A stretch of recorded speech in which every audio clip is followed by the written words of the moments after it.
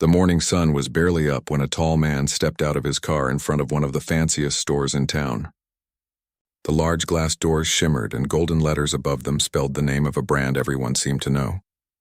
It was the kind of place where the smell of expensive perfume floated in the air even before you walked in. He took a deep breath and smiled to himself. Today wasn't just about shopping, it was a quiet test. He looked like any ordinary person out running errands. Simple jeans, plain hoodie, old sneakers.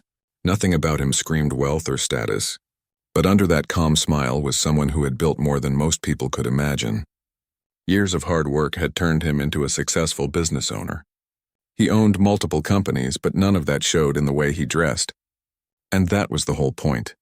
He had heard stories about this particular luxury boutique, stories whispered online, shared through friends, and even in business circles. Some said the owner treated people differently depending on how they looked. Some said it was just strict standards. Others hinted it was something uglier than that. He wanted to find out for himself. So here he was, dressed simply, walking toward the shiny glass doors that almost seemed to judge people before they entered. As he pulled the door open, the scent of perfume hit him stronger this time. The floor gleamed like water, and shelves lined with purses, watches, and shoes sparkled under perfect lighting. Soft music played in the background, the kind of music that makes you feel like you need permission to breathe. He walked in calmly, pretending to be just another shopper, but he didn't miss the way the two employees near the counter looked up. One, a young woman with neat blonde hair, smiled politely, though her eyes quickly scanned him from head to toe. The other, an older lady in a fitted suit, whispered something under her breath. He caught the faintest sound of it. Just looking, he knew what that meant. He nodded at them and started browsing. The handbags on the first shelf caught his attention, not because he needed one, but because they were the kind of items that made the store famous. He picked one up, ran his fingers along the smooth leather, and quietly put it back. The young woman approached, her polite smile stretched tight. "Can I help you with something, sir?" she asked. He smiled kindly. "Just looking around, thank you." Her smile didn't move. "These are limited editions. They start from 8,000. He nodded again, as if she'd just told him the weather. "That's nice," he said. "I like this one's color." The woman gave a small, practiced laugh and stepped back, though he could feel her eyes following him. Every time he reached for something, she seemed to appear from nowhere. The older lady at the counter watched too, her lips pressed in a tight line. He moved to the section with watches. The glass cases were spotless, and each timepiece sat under its own spotlight like a museum artifact. He leaned closer, admiring one in particular. Silver frame, black strap, elegant and simple. He didn't even notice the store owner step out from a back office. She was in her 50s, sharp eyes and an expression that seemed permanently unimpressed. Her name tag read Whitmore. She glanced toward him immediately, her brows pinching slightly. She walked toward the counter and asked her employee quietly, "Has he been helped?" The young woman whispered back, "He says he's just looking." Whitmore's lips curved into a polite smile that didn't reach her eyes. "Mm-hmm."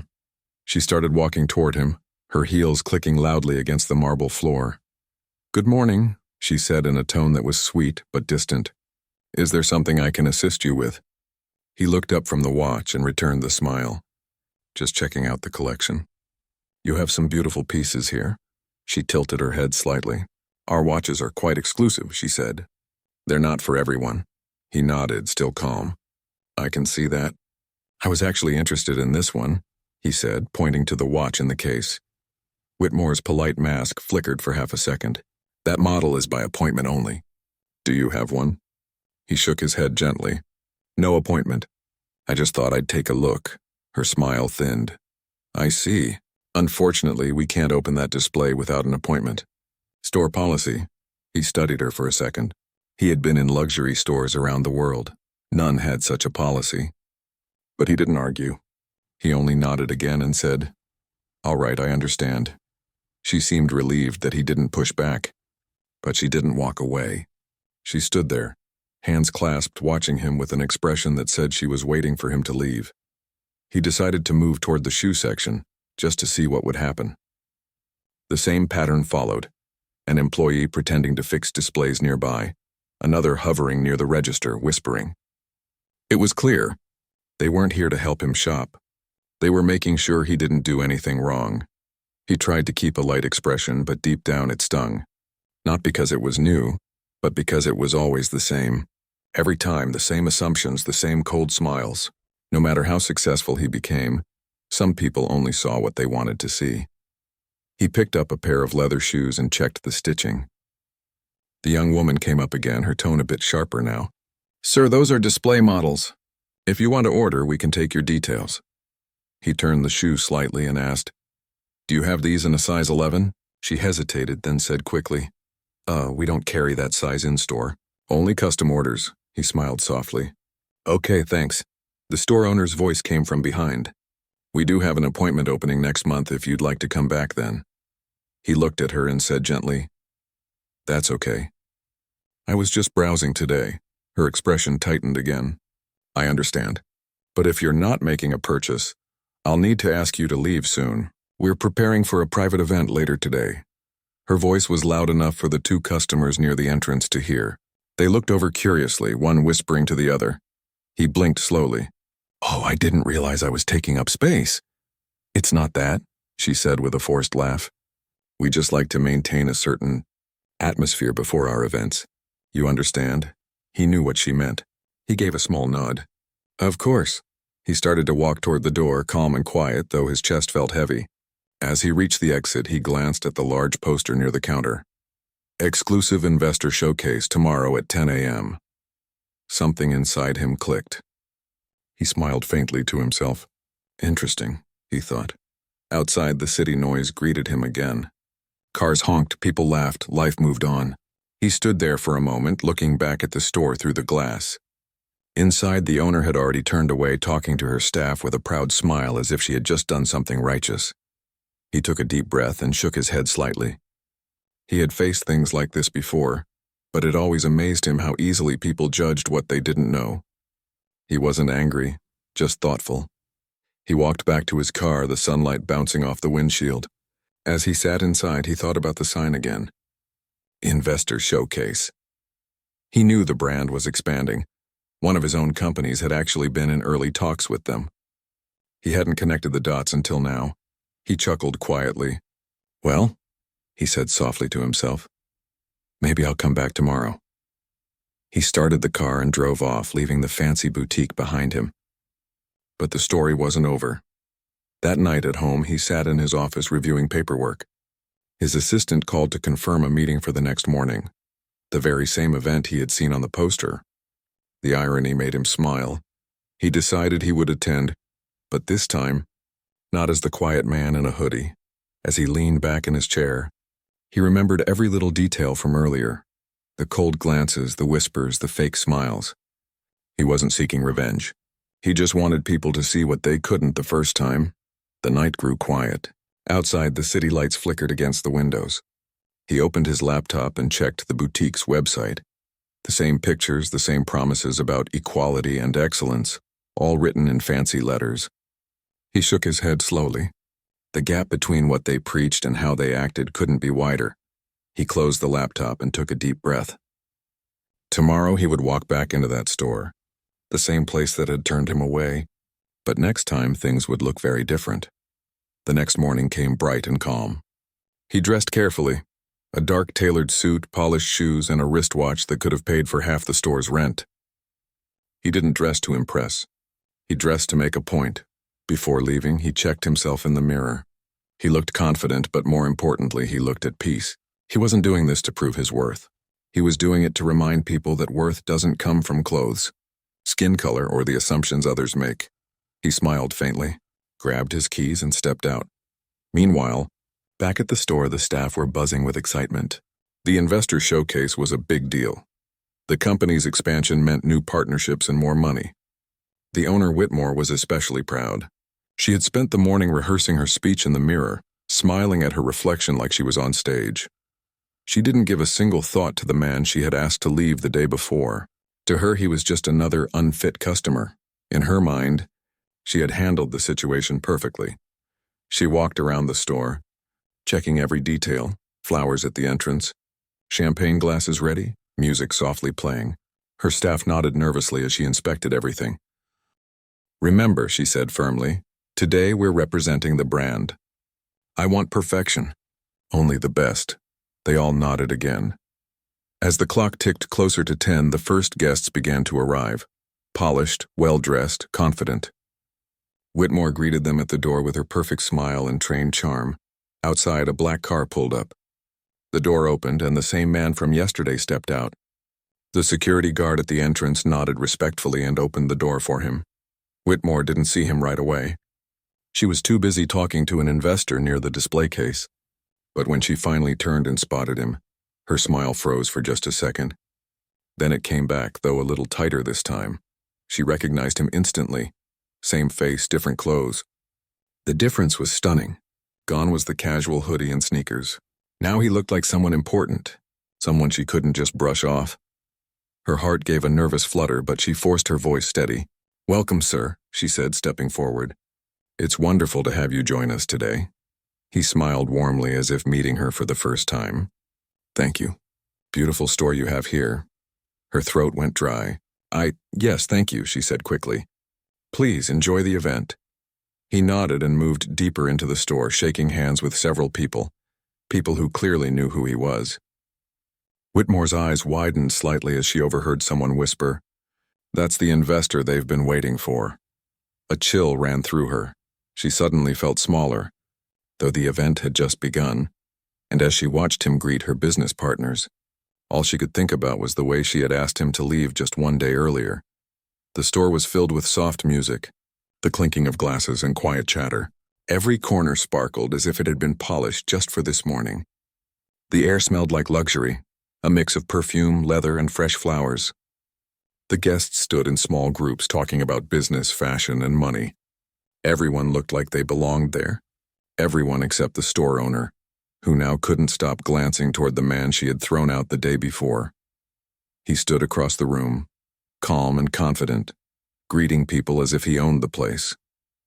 The same person she had told to leave now looked like someone important. His suit fit perfectly, his watch gleamed under the lights, and people around him were clearly listening when he spoke. The owner tried to focus on her guests, but her thoughts kept slipping back to him. She felt her palms getting sweaty. Every time he turned her way, she quickly looked somewhere else. But she couldn't avoid him for long. One of the company representatives, a man in a navy blue suit, called out to her. "This is the man I wanted you to meet," he said with excitement. "He's one of our key investors and a big reason this expansion is even possible." The owner froze. She turned slowly, her smile struggling to stay in place. The investor turned too, the same man who had been in her store yesterday wearing a hoodie and sneakers. Their eyes met, and for a moment it felt like the whole room went quiet. He smiled politely, his voice calm and warm. "Nice to see you again." Her throat went dry. "Oh, yes, of course," she said, pretending she hadn't recognized him. "Welcome. I hope everything is to your liking today." "Everything looks perfect," he said gently. "You run a beautiful store." His tone was kind, not sarcastic. That somehow made her even more uncomfortable. She wanted to say something, to explain yesterday, but words wouldn't come. She just nodded quickly and stepped aside, pretending to take a phone call. He turned back to the other guests, chatting easily, his smile genuine. He didn't mention what had happened. He didn't have to. The difference between yesterday and today said everything. As the event went on, the company representative began his speech. He talked about the brand's success, its future plans, and how important partnerships would help expand its reputation. The audience listened politely, sipping champagne. Then he said, "And of course, none of this would be possible without our new investment partners, especially the Hill Group." He turned and gestured toward the man. "Their support has been incredible, and we're honored to have them on board." The room applauded. Cameras flashed. The owner clapped along, her face pale but smiling. She couldn't believe what she was hearing. The man she had asked to leave was not just a guest. He was the investor keeping her store alive. The representative handed him the microphone. "Would you like to say a few words?" He smiled and stepped forward. His voice was steady, friendly. "Thank you. I'll keep it short," he said. "I've always believed that luxury isn't just about price or design. It's about how a place makes people feel when they walk through the door. The real test of any brand isn't how it treats its best customers. It's how it treats the ones it doesn't recognize yet." The room went quiet. Every word landed softly but clearly. He didn't raise his voice. He didn't point fingers. But everyone understood what he meant. He smiled again and handed the microphone back. The room broke into polite applause, but the owner couldn't bring herself to look up. Her face burned. As people began mingling again, several guests came up to him, shaking his hand and complimenting his words. Some nodded thoughtfully, clearly getting the message. The owner stood near the back, pretending to look busy, but her thoughts were spinning. After a while, the event began to slow down. Guests started leaving and the sound of chatter faded. The owner walked over to him nervously. "Sir," she said softly, her voice almost trembling. "Can we talk for a moment?" He looked at her calmly. Of course. She led him to a quiet corner of the store. Her hands were shaking slightly. "I want to apologize," she said. "For yesterday. I didn't realize who you were." He looked at her gently, no anger in his eyes. "I understand," he said. "But what if I wasn't who I am? Would things have been different?" Her mouth opened, then closed again. She had no answer. He smiled faintly. "It's okay. I've experienced worse.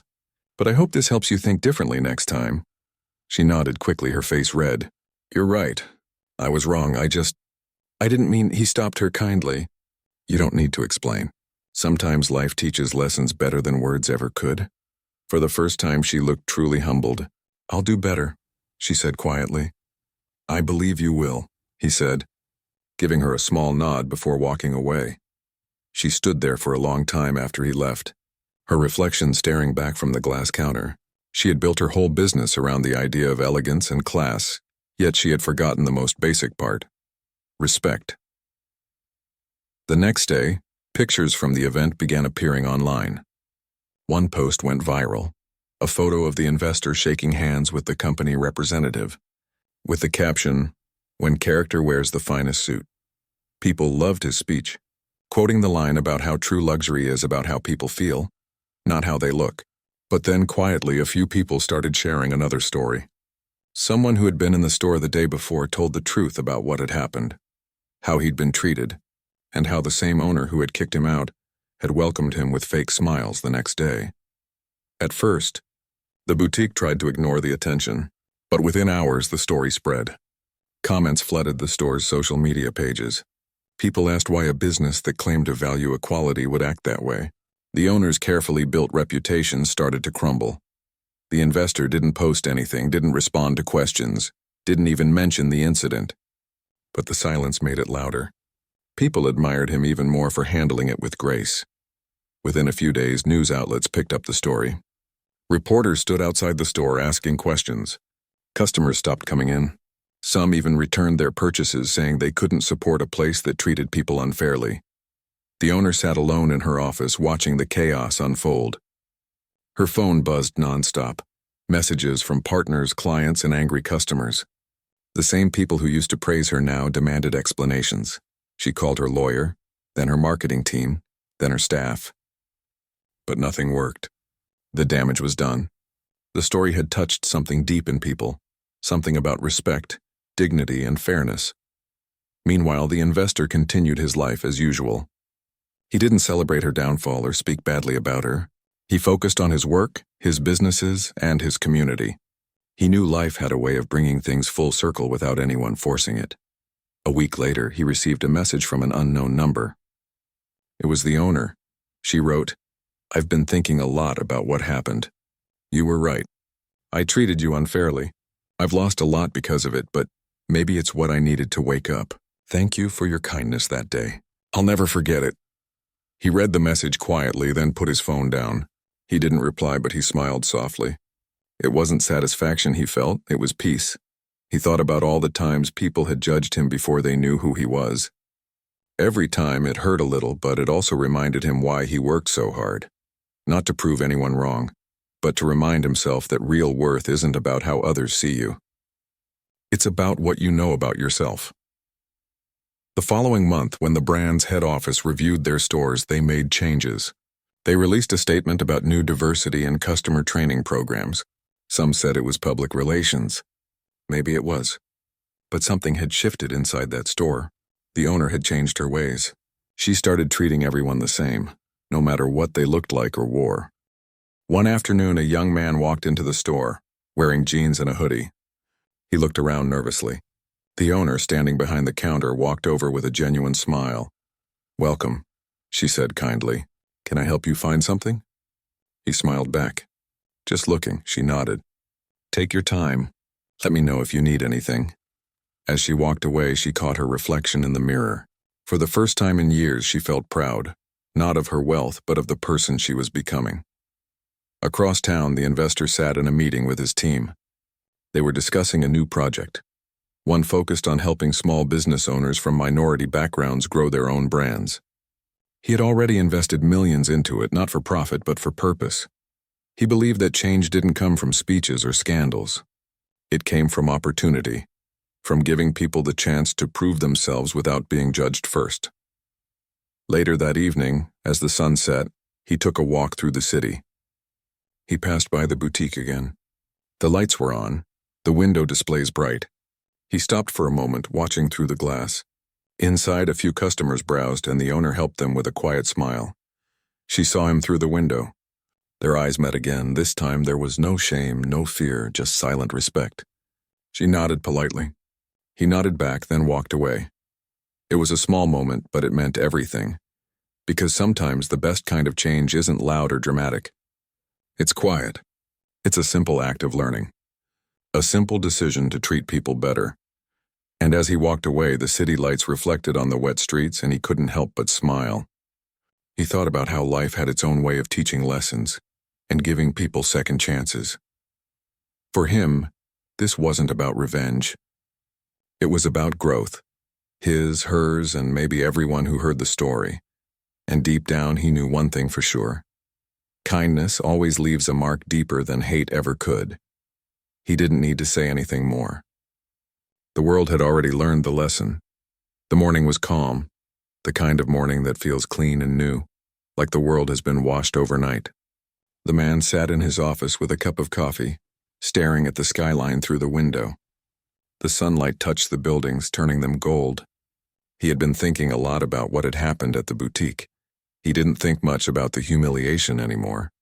What stayed with him was the moment afterward, the look in the owner's eyes when she realized the truth. It wasn't anger, he remembered. It was realization, a deep, quiet realization that she had judged wrong. That moment had meant more than any apology could. His assistant came in with a folder full of papers. "Here are the updates on the community project," she said, placing it on his desk. He smiled and thanked her, opening the folder. Inside were reports and photos of small business owners, young designers, artisans, and tailors, people trying to make something of their own but struggling to find a place in a world that often judged them before seeing their talent. He had started this program years ago, but after the recent events, it felt more important than ever. He wanted to build something that gave people like them a chance to shine. The reports made him smile. One photo showed a woman who made handmade bags from recycled fabric. Another showed a young man designing shoes in a small workshop. He saw dreams in their eyes, and he knew how it felt to fight for those dreams. He closed the folder and leaned back in his chair. Sometimes life didn't need big revenge stories or dramatic endings. Sometimes the best response was building something better. A few hours later, he had a meeting scheduled with a group of new partners. They were potential investors who wanted to support his project. He put on his jacket, straightened his tie, and headed out. The meeting was held in a modern office building downtown. The partners were already waiting when he arrived. There were 5 of them, dressed in sharp suits, polite smiles on their faces. "Thank you for meeting with us," one of them said. "We've heard a lot about your work. It's impressive what you're doing for small business owners." He nodded modestly. "It's not about me. It's about giving people a fair start." As the meeting went on, they discussed budgets, plans, and timelines. But what struck him most wasn't the numbers, it was the tone in the room. These investors truly cared about what he was doing. They weren't just chasing profit. They wanted to be part of something meaningful. At one point, one of them said, "It's funny how opportunities can come from unexpected places. Sometimes one bad experience can push us to do more good." He smiled slightly, knowing exactly what that meant. "You're right," he said. "Sometimes life tests us before it rewards us."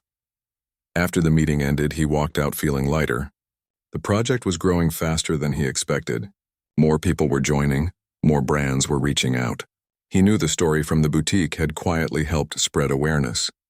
People were starting to talk about fairness, inclusion, and kindness, not because of an online campaign, but because of a real moment that touched them. Later that week, he visited one of the small studios that his program had funded. It was tucked in an old neighborhood, but inside, it was full of energy and color. Rolls of fabric were stacked against the walls. Sewing machines hummed and people chatted as they worked. When he walked in, they greeted him warmly. One of them said, "You're the reason we're still open. Without your help, we'd have closed months ago." He smiled. "You're the reason you're open," he said. "You did the hard part." They laughed, and one of the workers showed him a handbag they had just finished. A clean, elegant design made with care. "We're going to present this at the fashion fair next month," she said proudly. He held it gently, admiring the craftsmanship. "This deserves to be in a luxury store," he said sincerely. The woman laughed softly. "Maybe one day," she said. He looked at her and said, "Why not sooner?" That thought stayed with him as he left the studio. He realized that maybe the next step wasn't just helping small businesses start. It was helping them reach the big stage, the one where people like the boutique owner never thought they could belong. That night he couldn't sleep. He sat at his desk again, sketching ideas. He imagined a new kind of luxury store, one where every product had a story, where every designer was judged by skill, not by skin color or appearance. A place that didn't just sell things but sold values. He decided to make it happen. Over the next few weeks, he called meetings, wrote proposals, and made plans. His team was excited. "You're talking about changing the whole meaning of luxury," one of them said. He smiled. "Exactly. Real luxury isn't about price tags. It's about purpose." They worked day and night. They found talented creators from different backgrounds, people who had been ignored or rejected by the industry. They found tailors, artists, and shoemakers who poured their hearts into their work. When the store finally opened, it wasn't in a fancy shopping district. It was in a busy part of the city, surrounded by small cafes and art galleries. The sign above the door was simple. Inside, the space was warm, filled with light, and every piece had a story card next to it, telling who made it, where they came from, and what inspired them. On the opening day, people came from all over. The media showed up. Customers wandered in with curiosity and left with smiles. The products were beautiful, but what people loved most was the feeling. They felt connected. They felt seen. One reporter asked him during the event, "What made you want to start this?" He thought for a moment and said softly, "A bad experience. But sometimes a closed door just pushes you to build your own." The story spread quickly. People called the new store a revolution in retail. It became a place where everyone was welcome, where art and kindness mixed together. Months passed, and the business grew. The creators whose work was displayed there began getting recognition. Some were invited to major fashion events. Others started their own shops, and quietly something else happened too. The owner of the luxury boutique, yes, the same one, heard about it. One day, she decided to visit. She didn't announce it. She just walked in quietly, wearing a simple dress, no makeup, no expensive jewelry. When she stepped inside, she froze for a moment. The store was nothing like hers. There was laughter, warmth, and life in the air. She looked around at the handmade products, each with a story beside it. She walked slowly, reading the cards, touching the fabrics. Finally, she saw him standing near the counter, talking to one of the artists. He turned and noticed her. Their eyes met again. She smiled nervously. "It's beautiful," she said softly. "Thank you," he replied kindly. She hesitated, then said, "You did what I should have done years ago." He shook his head gently. "Maybe you just needed time to see it." They stood in silence for a moment. Then she said, "I closed my old store." He raised an eyebrow slightly. "I couldn't keep it open," she continued. "The name was ruined. But I realized something. I didn't lose a business. I lost an attitude I shouldn't have had in the first place. It was painful, but it taught me who I was becoming." He nodded slowly. "Sometimes we have to lose the wrong things to find the right ones." She smiled sadly. "You were kind to me when you didn't have to be. That day you could have embarrassed me in front of everyone, but you didn't. I'll always be thankful for that." He smiled back. "We all learn in our own time." Before leaving, she looked around again and said, If you ever need help with anything, even something small, I'd be honored to be part of this somehow." He nodded. Maybe one day. After she left, he thought about how strange life could be. The same person who once made him feel small was now asking to be part of something that stood for equality. It wasn't revenge. It was change. Real, genuine change. Weeks later, she sent him a letter. Inside was a small donation to support young designers. It wasn't much compared to what he could fund himself, but the gesture mattered more than the amount. It meant she meant what she said. He placed the letter in his drawer, smiling quietly. As the months passed, his new store became a symbol of fairness and creativity. Other companies started to follow his example. Fashion magazines called it the future of modern luxury. Customers loved that their purchases had meaning behind them. He often visited the store on weekends, not as an owner, but as a visitor. He would walk around, talk to people, and listen to their stories. He loved seeing the spark in their eyes when they spoke about their work. It reminded him why he started everything. One afternoon, he saw a young man standing near the door, dressed in old clothes, looking nervous. The man hesitated before walking in, glancing around as if unsure he belonged. The investor smiled and walked over. "Welcome," he said warmly. "Take your time. Everything here has a story." The young man nodded slowly. "It's my first time in a place like this," he admitted. "That's okay," he said kindly. "Everyone's welcome here." He showed him around, explaining the products, the artists, and the meaning behind each item. The young man's eyes widened with interest. He ended up buying a small wallet, not because he needed it, but because he wanted to be part of the story. As the young man left, he said quietly, "Thank you for not judging me." The investor smiled. "That's the rule here. No judgment, just people." After the customer left, he stood there for a long moment looking at the door. Life had come full circle. What had started as a painful experience had turned into something powerful, something that made the world just a little better. That night, as he walked home, he thought about the journey. It hadn't been easy. There were moments of anger, frustration, and doubt. But through it all, he had chosen patience over pride, compassion over revenge, and that had made all the difference. He believed now more than ever that kindness wasn't weakness. It was strength. The kind of strength that changed hearts, not just headlines. As the city lights glowed around him, he smiled to himself. The world still had prejudice, still had unfairness, but he had learned something important. One act of understanding could echo longer than 1,000 acts of hate. And maybe, just maybe, the next time someone walked into a store wearing jeans and a hoodie, they'd be treated like what they truly were, a person with worth, just like anyone else. He didn't need to hope for it anymore. He had already started it. The days turned into weeks, and the store that began as a small idea started to become a movement. People were talking about it everywhere, on social media, in magazines, even on the news. They called it the store of second chances. But for the man who started it all, it was simply a reminder that kindness could rewrite stories. Every time he walked through the doors, he felt a quiet pride, not the pride that came from fame or wealth, but the kind that came from knowing he was doing something that mattered. He loved seeing the artists working together, laughing, helping one another. There was no competition, no judgment, just people creating from their hearts. One morning, as he sipped his coffee and looked through new design submissions, his assistant came in with a letter. It was from a school in the city. The principal wrote that many of their students were talented but didn't have resources to develop their creativity. They asked if he could visit and talk to them. He smiled and said yes immediately. A few days later, he stood in front of a classroom filled with young faces. Some looked excited, others shy, a few skeptical. He started talking about his life, how he'd started with nothing, how people had doubted him, how sometimes being treated unfairly became his greatest motivation. He told them, "Don't ever let someone else's judgment define your worth. You don't need to wear a suit or drive a fancy car to deserve respect. You just need to believe in yourself."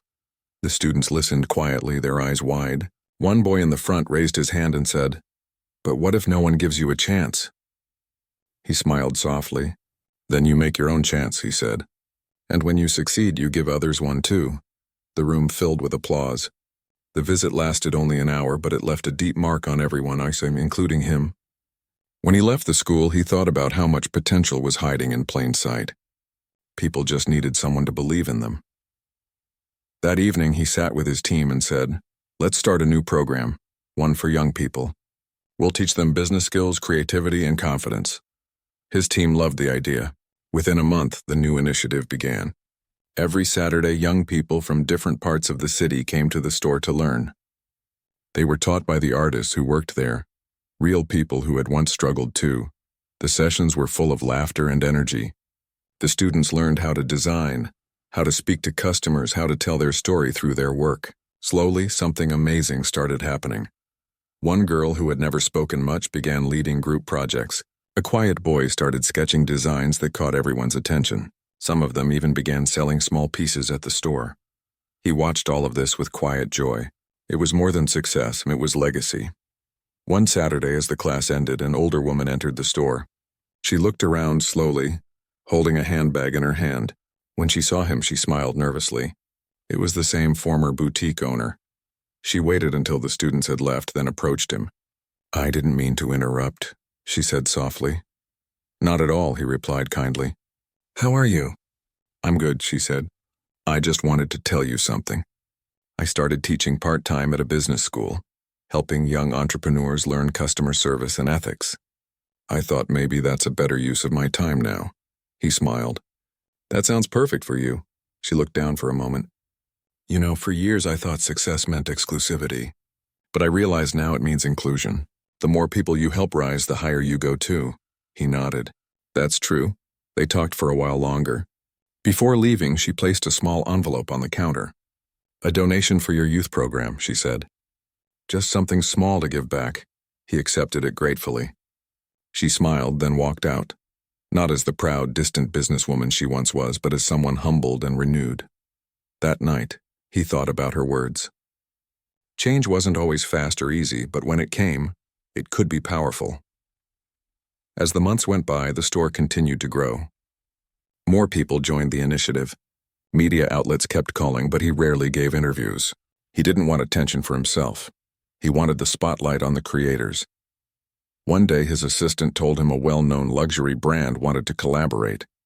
They proposed launching a limited collection that mixed the new designer's work with their global reach. It was a big deal. It meant recognition on an international level. He agreed, but only under one condition. Every designer's name had to appear beside the brand's. No hidden credit, no fine print. The company agreed. The collaboration became a huge success. The products sold out within weeks, and the designers' lives changed overnight. Many of them opened their own studios, hired workers, and began training others.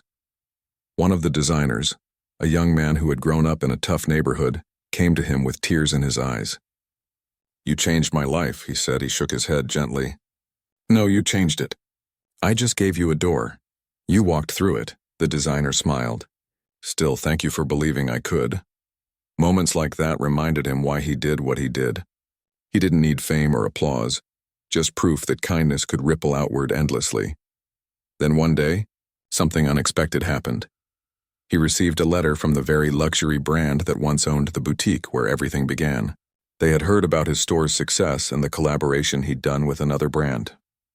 The letter invited him to a conference in Europe, a global event about the future of ethical luxury.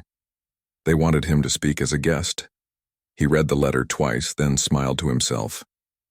Life truly had a sense of humor. A few weeks later, he stood on a grand stage in front of hundreds of people from all over the world, business leaders, designers, and journalists. Cameras flashed. The air was filled with anticipation. When it was his turn to speak, he walked calmly to the microphone. His voice was steady, his eyes gentle. "I used to believe success was about proving people wrong," he began. "Now I know it's about proving kindness right." He paused as the audience leaned in. "Luxury has always been about perfection. But perfection isn't just in products, it's in people. It's in how we treat them. True luxury doesn't come from what we sell, but from how we make others feel." The room was silent. Every word felt real because it came from experience. He continued. "Years ago, I walked into a store that didn't see me for who I was. But that moment taught me something valuable. Respect is the finest currency we have, and it's one we can all afford to give. When he finished, the crowd stood and applauded. Some even wiped their eyes. The speech spread across the internet within hours. It wasn't just business talk. It was a reminder that humanity still mattered. After the event, people lined up to meet him. Reporters asked about his projects and companies offered partnerships. But what touched him most was when a young woman approached him and said, "Your words made me want to start my own brand, one that welcomes everyone." He smiled warmly. Then that's the best thing I could hope for. When he returned home, his team greeted him with excitement. The store had been flooded with visitors after the speech. People from all walks of life came not just to buy, but to learn, to connect, to feel inspired. He walked through the store that evening as the sun poured golden light through the windows. The artists were cleaning up, chatting and laughing. One of the young students from his program waved at him and said, "You were amazing in that video." "Everyone's talking about it," he laughed softly. "I'm glad. As long as they're also talking about you all." The student grinned. "They will. Trust me." Later, when the store was empty, he stood alone by the window. Outside, the streetlights glowed softly. He thought about how far everything had come, from that one unpleasant day at a boutique to this moment of peace and purpose. He whispered to himself, maybe that was never an accident, and deep down he believed it wasn't. Sometimes, life had to break you a little to open your eyes to something bigger. A week later, he received another message, this time from a major global retailer. They wanted to feature his brand in their stores worldwide. It was an incredible opportunity, but he hesitated. He thought about the community he had built, the local artists, the personal touch that made his store special. Expanding too fast might lose that heart. After thinking carefully, he agreed, but only if the partnership helped more people, not just profits. He wanted every new store to hire local creators and continue the mission of inclusion. They agreed. The following year was the busiest of his life. New stores opened in different cities, each one unique, each one filled with stories. Customers everywhere loved it. It wasn't just shopping anymore, it was connection. And yet, despite all the success, he stayed humble. He still visited small studios, still listened to people's stories, still remembered where it had all begun. One afternoon, he got a call from someone unexpected, the former boutique owner. Her voice was calm and warm. "I saw your speech," she said. "You've done something extraordinary," he smiled. "Thank you. How are you these days?" "Peaceful," she said. "I help new businesses now. I tell them to never repeat my mistakes." "You were right. Respect really is the best investment." He nodded quietly, grateful for her words. They talked for a while, then said goodbye.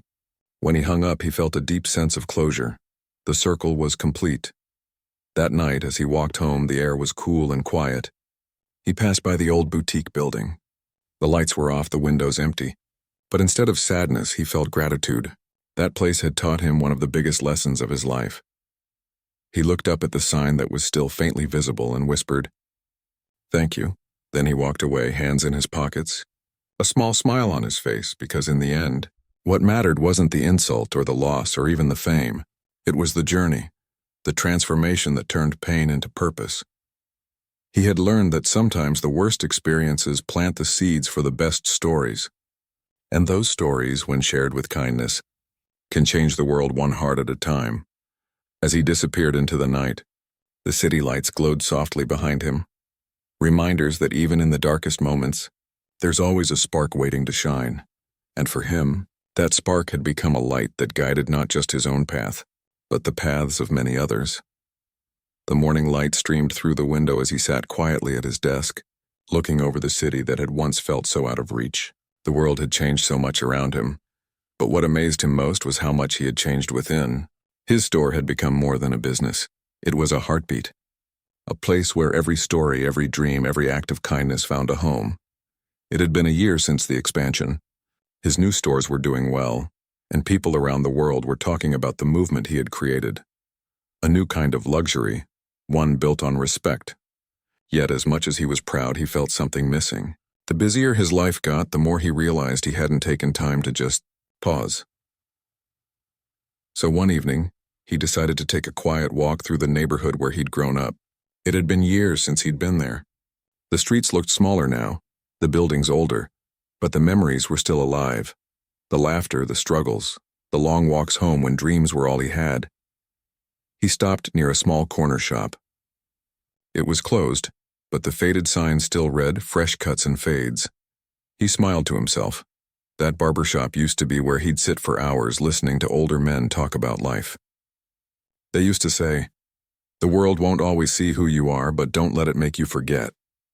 Back then, he hadn't understood what that meant. Now he did. He sat on a bench nearby, watching the sunset turn the sky orange. A group of kids ran past laughing, holding a basketball. One of them stopped, looking curious. "Hey, aren't you that guy from the videos?" He smiled. "Maybe. Depends which one." "The one who owns that store where everyone can show their designs," the boy said. "My sister talks about it all the time. She wants to join one day." He chuckled softly. "Tell her she should. We'd love to have her." The boy grinned and ran off to join his friends. As he watched them go, he felt something warm inside, a quiet sense of peace. Maybe this was what all the success was really for, not to build wealth, but to open doors. The next morning, back at his main store, he noticed something unusual. A small crowd had gathered outside. When he walked over, his assistant handed him a note. "Someone left this for you." It was written on thick cream paper. The handwriting was elegant but shaky, as if from someone older. It said, "Your story reached me in a way I can't explain. I once treated people poorly because I thought that was what it meant to be powerful. You reminded me that real power is kindness. I'd like to meet you, not for business but for understanding. If you're willing, please come to the address below." There was no name, just an address on the outskirts of the city. He hesitated for a moment. It could have been anyone. But something about the letter felt sincere. So later that afternoon, he got in his car and drove there. The address led him to a quiet old building that looked like a private gallery. The air inside smelled faintly of paint and old wood. At the center of the room stood a woman, graceful, older, dressed simply. She turned as he entered, smiling gently. "Thank you for coming," she said. He nodded politely. "Of course. You wrote me the letter?" "Yes," she said. "I used to own that luxury brand, the one where your story began." He froze for a second. The connection clicked instantly. She was the founder of the company, the one whose store had once been run by the woman who had kicked him out. "I've heard about you," he said. She nodded. "And I've heard about you too. I built that brand from nothing. I wanted it to represent beauty and grace, but somewhere along the way, people turned it into something cold, something that excluded instead of embraced. I lost sight of it too. Your story made me realize that." He listened quietly, his expression calm. She continued. "When I saw the video of your speech, I cried.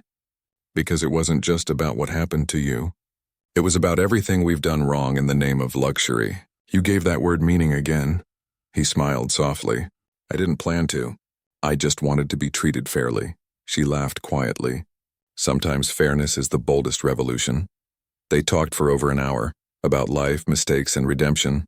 At the end, she said, "I'm retiring soon. I want to give you something." She handed him a small box. Inside was an old gold pin shaped like a leaf. "This was the first emblem of my brand," she said. "I wore it when I opened my first store. I want you to have it, as a reminder that success should always grow, not divide." He accepted it with deep gratitude. "Thank you," he said. As he left the gallery, he felt a strange mix of emotions, gratitude, humility, and closure. Life had come full circle in ways he never expected. When he got back to his office, he placed the pin on his desk. Every time he looked at it, he was reminded that power without empathy meant nothing. Weeks passed, and his brand continued to flourish. The young designers he'd helped were now helping others. Some opened stores of their own. Others became mentors. The movement had become bigger than him now.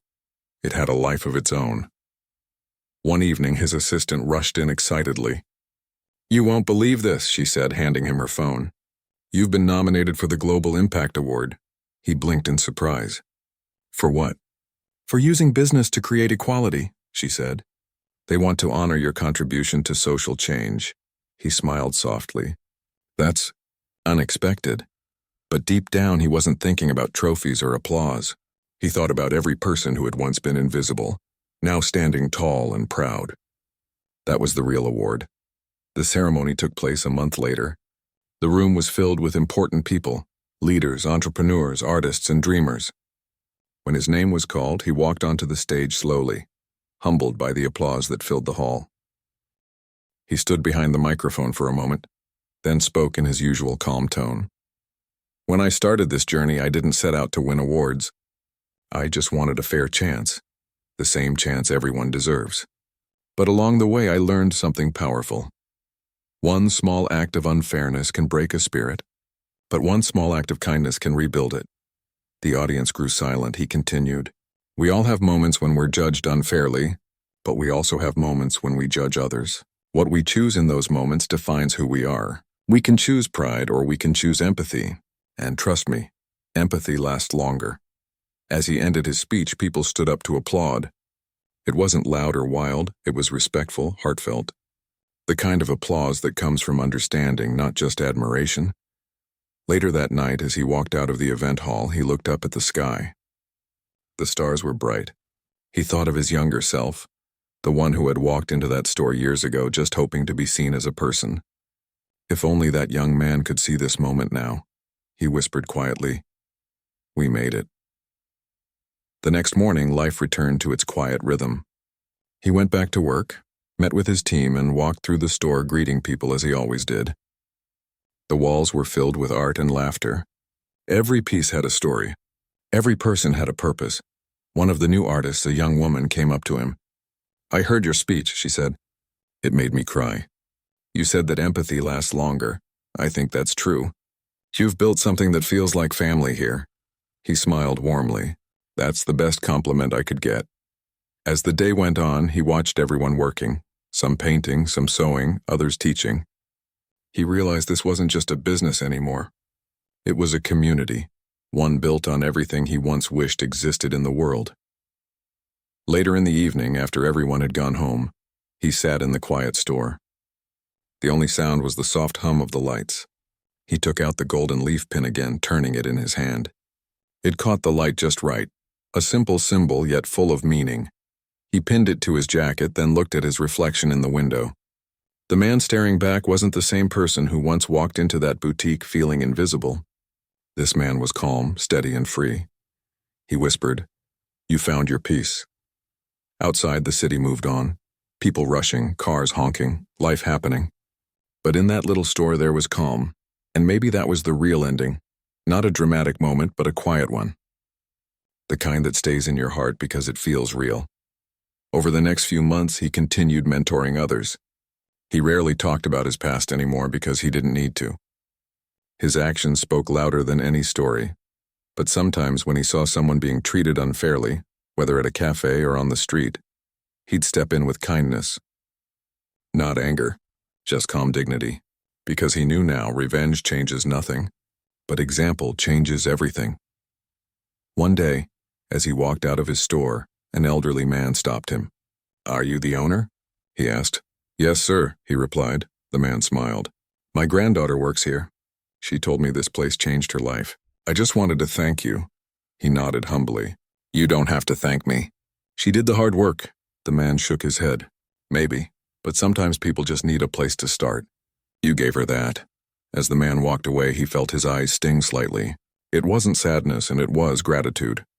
Because at the end of it all, he realized his greatest achievement wasn't the success or the speeches or the awards. It was the ripple of kindness, the quiet, unstoppable wave that began with one unfair moment and turned into something beautiful. He locked up the store that night, took one last look around, and turned off the lights. As he stepped outside, the air was cool, the moon bright. He smiled to himself and whispered, "Maybe this is what karma really means. Not punishment, but balance." The world finds its way back to good. Then he walked away, blending into the city lights, not as a man defined by what had happened to him, but as a man defined by what he chose to do after. And that choice, simple as it was, became his true story. Because in the end, it wasn't about what he wore or what he owned or how much he achieved. It was about how he made others feel, and that, more than anything, was his greatest success.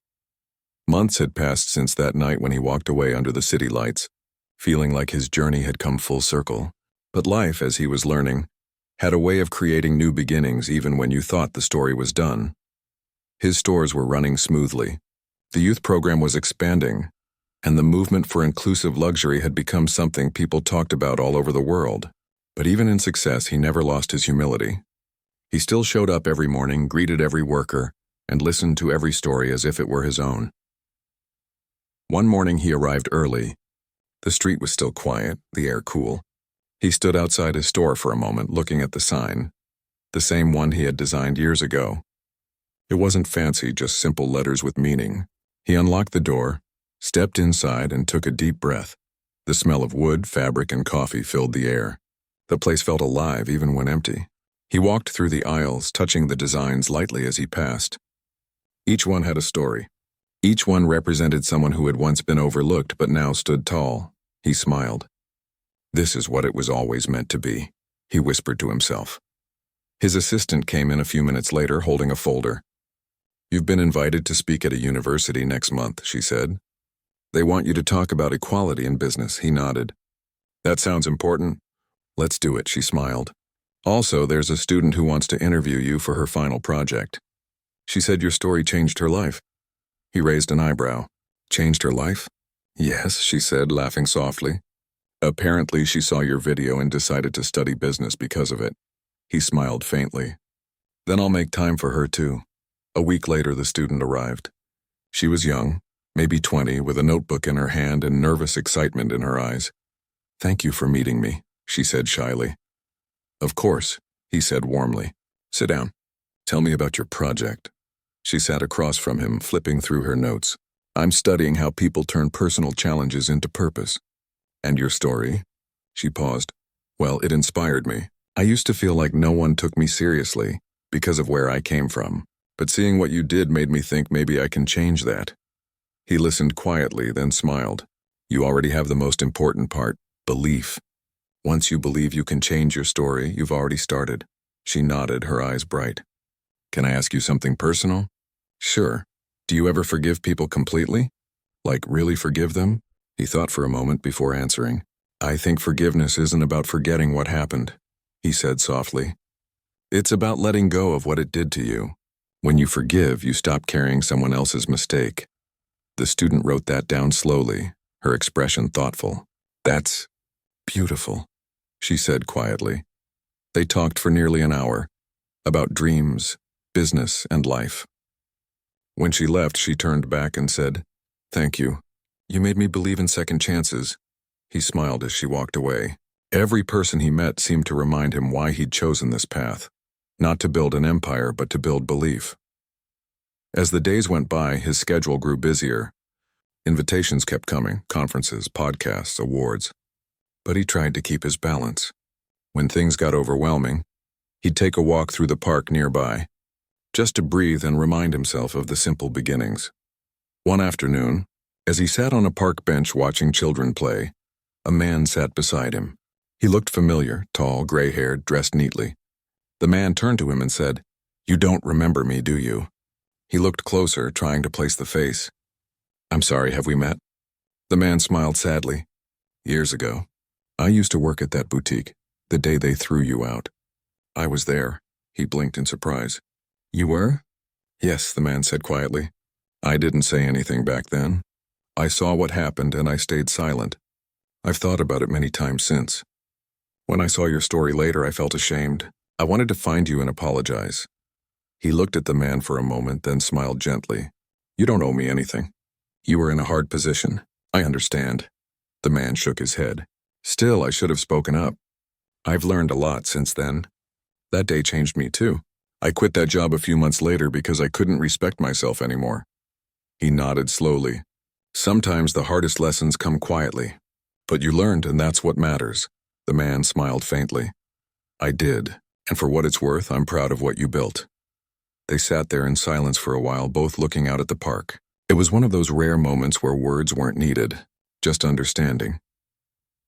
After the man left, he sat there longer, thinking about how life always came back around, not to punish, but to heal.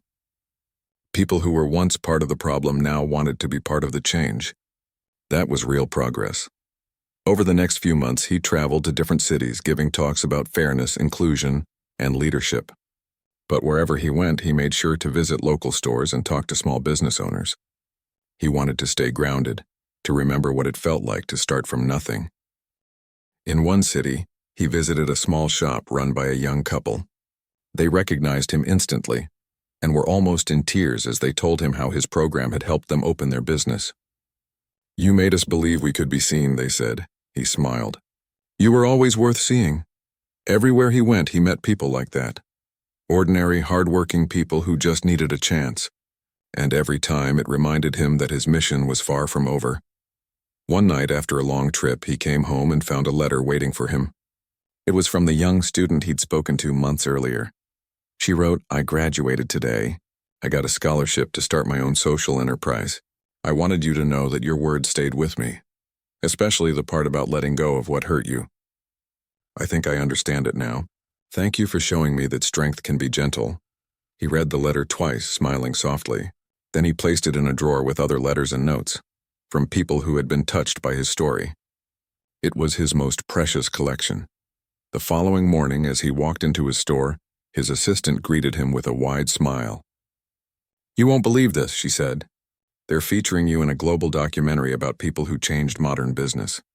He chuckled. "I don't know about changing modern business, but I'm honored." The filming took place a few weeks later.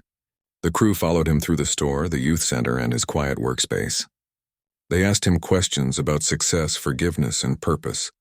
At one point, the interviewer asked, "If you could go back in time and change what happened that day at the boutique, would you?" He smiled faintly. "No, because that moment created everything that followed. Sometimes pain is the soil where growth begins." When the documentary aired, it reached millions of viewers. People from around the world wrote to him, sharing their own stories of prejudice, kindness, and redemption. Some said they had decided to treat others differently because of his message. Others said they finally believed in themselves again. He read every message carefully, humbled each time. He didn't see himself as a hero, just a man who refused to let one moment of hate define his life. Months later, his team organized a reunion event, inviting everyone who had been part of his journey. The first artists, the youth from the training program, the business partners, even the former boutique owner. The event was held in a big hall filled with photographs showing the transformation over the years. There were displays of old sketches, products, and newspaper articles. People laughed, hugged, and shared stories. When it was his turn to speak, he stood on stage and looked out at all the faces that once carried struggle, now glowing with confidence. He began simply. "This," he said, gesturing to the crowd, "is what happens when we choose compassion over ego, when we lift each other instead of stepping on each other." The room fell silent. He continued, "Years ago, I walked into a store and walked out with humiliation, but today I walk into rooms like this and walk out with hope, because I've seen what kindness can build, and it's stronger than anything else." The applause that followed was soft at first, then rose like a wave. Some people had tears in their eyes. Others smiled proudly. As the event ended, he walked around greeting everyone, taking time to talk to each person. When the crowd finally thinned, he stood alone near a display showing the story's beginning, a photo of that first boutique and a headline that read, "Investor, Teaches, Lesson in Grace." He smiled quietly. "It was never about teaching anyone," he murmured. "It was about learning." He turned off the lights and stepped outside into the cool night air. The city sparkled around him. He could hear distant laughter, the sound of cars, the hum of life. And for the first time in a long time, he felt completely at peace. As he walked down the quiet street, he thought about the young student, the old worker, the boutique owner, the artists, all of them part of a single thread that tied his story together. He realized that life wasn't about avoiding pain or chasing success. It was about how you responded when the world tested your heart. He stopped for a moment, looking up at the stars. "Thank you," he whispered, not to anyone specific, but to the journey itself, because every wrong turn, every moment of doubt, every act of cruelty had led him here to a place of purpose and peace. He smiled, hands in his pockets, and kept walking, not toward an ending, but toward another beginning waiting quietly ahead.